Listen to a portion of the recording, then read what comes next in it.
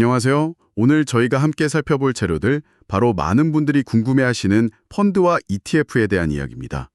이게 언뜻 보면 좀 비슷해 보이는데 파고들면 꽤 다르잖아요. 네, 맞아요. 보내주신 자료들을 보니까 이 두 금융상품의 뭐랄까 기본 개념부터 해서요. 어떤 점이 다르고 그래서 또 어떤 투자자에게 더 맞을 수 있는지 이걸 여러 각도에서 설명하고 있더라고요. 재미있는 게 그 세트 메뉴하고 뷔페 비유가 나오던데요. 이해를 돕기 위해서요. 그 비유 저도 봤어요. 흥미롭더라고요. 오늘 그 자료들의 핵심을 통해서 펀드 그리고 ETF, 이게 뭔지, 뭐가 다른지 좀 명확하게 파악하고 여러분의 투자 결정에도 좀 도움이 되도록 하는 게 저희 목표입니다. 자, 그럼 바로 시작해 볼까요? 먼저 펀드부터 좀 얘기해 보죠. 자료들 보면 펀드는 여러 사람 돈을 이렇게 한데 모아서요.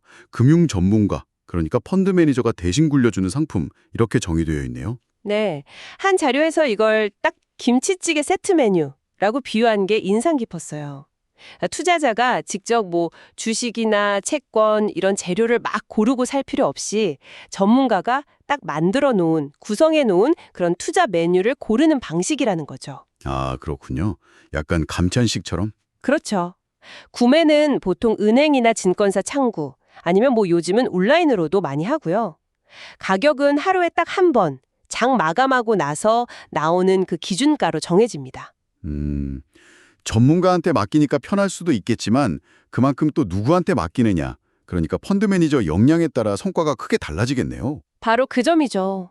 실제로 자료들도 보면 매니저의 과거 성과라든가 뭐 운용 철학, 경력 이런 걸 좀 잘 살펴보라고 조언하고 있고요. 네, 이게 바로 펀드의 특징인데 소위 말하는 액티브 운용이 가능하다는 점이에요. 그러니까 시장 평균 수익률 이상을 목표로 해서 매니저가 좀 더 적극적으로 종목을 고르고 사고팔고 할 수 있다는 거죠. 시장을 이기려는 노력 같은 거군요. 그렇죠. 물론 뭐 반대로 결과가 안 좋을 위험도 당연히 있고요.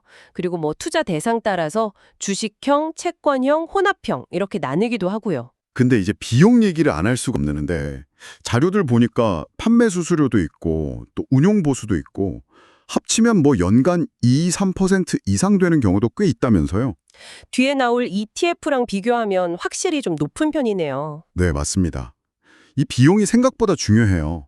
왜냐면 이게 복리 효과랑 맞물리면 장기적으로 수익률에 꽤 큰 영향을 주거든요.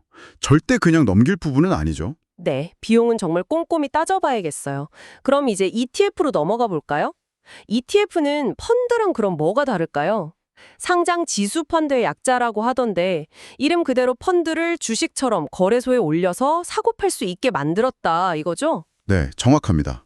펀드가 세트 메뉴였다면 ETF는 뷔페라고 생각하시면 좀 쉬울 것 같아요. 뭐 코스피 200 같은 특정 지수를 따라가거나 아니면 뭐 특정 산업, 테마 이런 것들이 이미 뷔페 음식처럼 쫙 깔려 있는 거죠. 아하. 그럼 투자자는 그냥 원하는 ETF를 골라서 진짜 주식 매매하듯이 증권사 앱으로 실시간으로 내가 원하는 가격에 사고 팔 수 있는 거예요. 예를 들어서 뭐 코덱스 200 ETF를 한 주 샀다 이러면 코스피 200 지수 안에 있는 200개 기업에 돈을 나눠서 투자하는 셈이군요. 네, 그런 효과를 얻는 거죠. 분산 투자가 되는 거예요, 자동으로. 이 실시간 거래 편하다는 거 말고 또 다른 장점은 뭐가 있을까요? 아무래도 가장 큰 매력 포인트는 역시 비용입니다. 자료들 보면 ETF 총 보수는 보통 연 0.05%에서 한 0.5%그 정도 수준이에요. 일반 펀드랑 비교하면 뭐 훨씬 저렴하죠. 와, 차이가 크네요. 네. 그리고 또 하나는 투명성. 이 ETF가 어떤 종목을 얼마나 담고 있는지 그 구성 내역을 바로바로 확인할 수 있거든요. 투명하게 공개돼요. 그렇군요.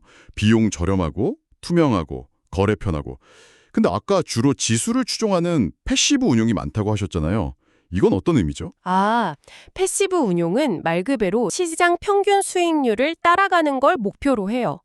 펀드 매니저가 막 적극적으로 시장을 이기려고 애쓰기보다는 그냥 정해진 규칙, 보통은 특정 지수를 따라서 기계적으로 포트폴리오를 짜고 유지하는 거죠. 그러니까 시장 평균을 막 엄청 뛰어넘는 그런 대박 수익을 기대하긴 좀 어렵지만 반대로 시장 흐름에서 크게 벗어나지 않는 좀 안정적인 성과를 추구한다고 볼 수 있어요. 그럼 핵심 차이를 한번 정리해 볼까요? 거래 방식은 펀드는 하루 한 번 기준가, ETF는 실시간 주식처럼, 네. 비용은 ETF가 훨씬 싸고 투명성도 ETF가 더 높고요. 그렇죠. 펀드는 매니저 역량에 따라서 초과 수익, 즉 액티브 운용이 가능하다면 ETF는 주로 시장 평균, 패시브를 따라간다. 이렇게 보면 되겠네요. 네, 핵심을 아주 잘 짚어주셨어요. 그래서 많은 자료들이 공통적으로 하는 얘기가 특히 투자 경험이 좀 적거나 아니면 낮은 비용, 간편한 투자를 선호하는 분들께는 ETF가 좋은 시작점이 될 수 있다 이거죠. 아, 초보자한테 유리하다? 네, 미국 통계만 봐도 장기적으로 봤을 때 시장 지수를 꾸준히 이기는 액티브 펀드가 그렇게 많지 않다는 점도 이걸 좀 뒷받침하고요. 어렵습니다. 물론 통계적으로는 그렇다고 해도 정말 뛰어난 매니저를 잘 고를 수만 있다면 펀드를 통해서도 시장보다 더 높은 수익을 얻을 기회는 분명히 있거든요. 그렇죠. 그리고 또 투자를 그냥 전적으로 전문가한테 맡기고 나는 좀 신경 덜 쓰고 싶다. 이런 분들께는 펀드도 여전히 좋은 선택지가 될 수 있고요. 그렇군요.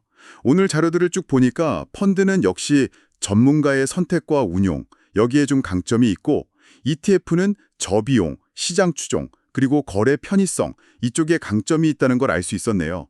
특히 ETF가 요즘 투자 환경에서 장점이 많고 또 초보자분들께도 매력적인 대안으로 떠오른다는 점이 좀 인상 깊었습니다. 맞습니다. 근데 여기서 우리가 한 단계 더 생각해 볼 만한 게 있어요. 이걸 꼭 펀드냐 ETF냐 양자택일의 문제로만 볼 필요는 없다는 거예요. 아, 둘 중 하나만 골라야 하는 건 아니다. 네, 자료에서도 잠깐 나오는데 그 코어 세틀라이트 전략이라고 하죠. 그런 식으로 접근해 볼 수도 있어요. 예를 들면 내 투자 포트폴리오의 핵심, 중심부는 시장 전체를 싸게 따라가는 ETF로 좀 안정적으로 가져가고요. 그 주변부의 세틀라이트는 내가 특별히 좀 좋게 보는 섹터 펀드라든가 아니면 좀 성과가 기대되는 액티브 펀드를 일부 담는 거죠. 아, 중심과 위성처럼 조합하는 방식이군요. 그렇죠. 그런 식으로 균형을 맞추는 거죠. 여러분의 투자 목표나 기간, 또 얼마나 위험을 감수할 수 있는지 이런 성향에 따라서 이 두 가지 도구를 어떻게 잘 조합해서 활용할 것인가, 이게 어쩌면 더 중요한 질문일 수 있습니다. 이야, 흥미로운 관점이네요. 단순히 둘 중 뭘 고를까 넘어서서 어떻게 조화롭게 쓸까를 고민해보라는 말씀이시군요. 오늘 저희가 나눈 이야기들이 여러분의 현명한 투자 여정에 작은 등불이 되었으면 좋겠습니다.